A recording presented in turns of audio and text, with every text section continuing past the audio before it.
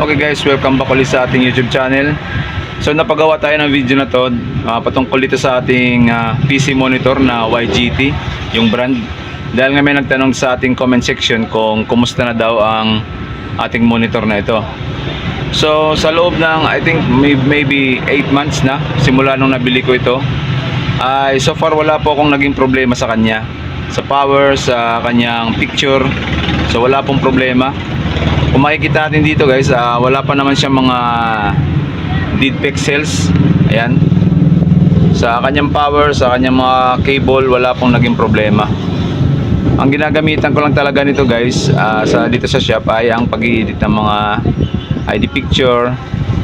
At saka yan, minsan nag-YouTube, mga document lang. So wala tayong naging problema sa monitor na to. Sa loob ng 8 months guys, dito sa shop, binubuhay ko siya mga 7 ng umaga. Tapos pinapatay ko siya sa gabi, mga 7 din. So almost 10 hours siyang nakabukas guys. So sa init naman guys, dahil nga dito kami sa gilid ng kalsada, ayan kung mapapansin mo, mainit talaga. Sa init guys, hindi siya masyadong nag-iinit. Mga bilib nga ako dito dahil kung mapapansin natin, talagang hindi siya mainit. Tama nga lang yung ano niya, yung parang warm lang. Pero hindi talaga siya mainit. Ano pa ba? Yung nga sa mga dead pixels, wala pa tayong mapapansin na mga dead pixels dyan. Tsaka malinaw pa rin po yung ano niya, yung reception niya. Yan. Sa Photoshop. So, may nagtanong dito na kung warm daw siya. Kung compare mo sa luma kong monitor, mas warm to siya ng konti. Para siyang mayroong eye care. Kaya nga maganda ko to gamitin dahil hindi siya masyadong masakit sa mata. Tapos kung mag-i-slide naman tayo dito sa gilid, yan. Nag-slide tayo sa gilid, medyo warm yung ano niya, yung reception niya, yung picture niya, warm. Pero okay lang din dahil dito lang naman yan sa gilid. Pag may tumitingin na customer, inaano ko lang naman, binabaling ko lang naman yung computer. Ang nagandaan ko dito guys, dahil sobrang laki niya talaga. Dahil nga 21.5 inches. So kukuha tayo dito ng panukat.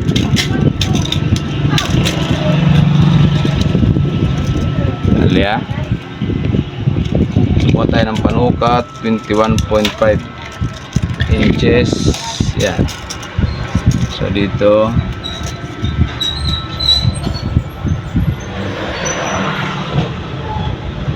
yan guys.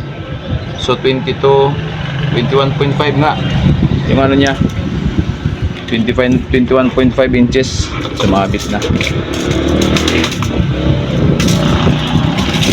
So ito talaga yung nagustuhan ko dito dahil ang lapad malapad siya sa 21.5. Talagang klaro na kung nagbi-business ka ng mga document printing, maganda to dahil pag nakikita ng mga estudyante, madali lang din nila makita yung mga gusto nila ipa-edit. Tapos itong ano guys, itong plastic na nandito sa harapan, yan, hindi ko pa siya tinanggal. So kung makikita nyo, hindi ko siya tinanggal. So hinayaan ko lang siya nakalagay dyan.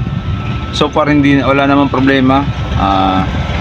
Hindi naman naka-apekto sa kanyang picture. So yun guys, kung makikita natin yan, ganyan siya kalaki. Ito yung CPU ko. At ito pala yung yung nasa review natin na robot na speaker. So hanggang ngayon guys, yan pa rin yung ginagamit ko na speaker. Halos walang patayan din yan pag sa umaga, ginagamit yan palagi. So patugtugin natin kaunti lang dahil baka copyright tayo sa YouTube. Yan. Okay, so maganda pa rin yung tunog niya guys. Talang match talaga sila dito sa ating monitor.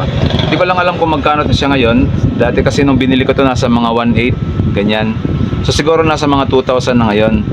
So maglalagay ako ng description dito maglalagay ako ng link dito sa description kung saan ko to nabili, at sasama ko na rin yung link nitong ating robot na Bluetooth speaker. So ito pala yung niya guys, yung kanyang box. Yan. Tinago ko lang dyan yung luma ko na monitor. So yan guys, hanggang dito na lang yung video natin at naway nasagot po yung tanong ng ating isang subscriber, yung isang nag-comment po kung kumusta na po yung ating YGT na monitor. So far po wala po siyang naging problema sa 8 months na ginagamit ko to dito sa shop. So linggo lang yung pahinga nito, so parang okay pa naman po siya. Yan. So i-recommend ko po tong yung monitor na to, lalo na dun sa mga budget lang po yung pera nila para sa pag-purchase ng monitor. So ito, marirecommend ko tong ating YGT na monitor. Okay, hindi po ako bayad ng YGT pero open po ako sa mga collaboration at saka sponsorship. Hindi po ako bayad ng YGT pero ni-review ko lang tong monitor na to at yun nga, nasabi ko nga na maganda siya at wala po tayong naging problema so far. So maraming salamat at palike naman po ng ating video at pahit na rin po yung subscribe button. Maraming salamat po and God bless.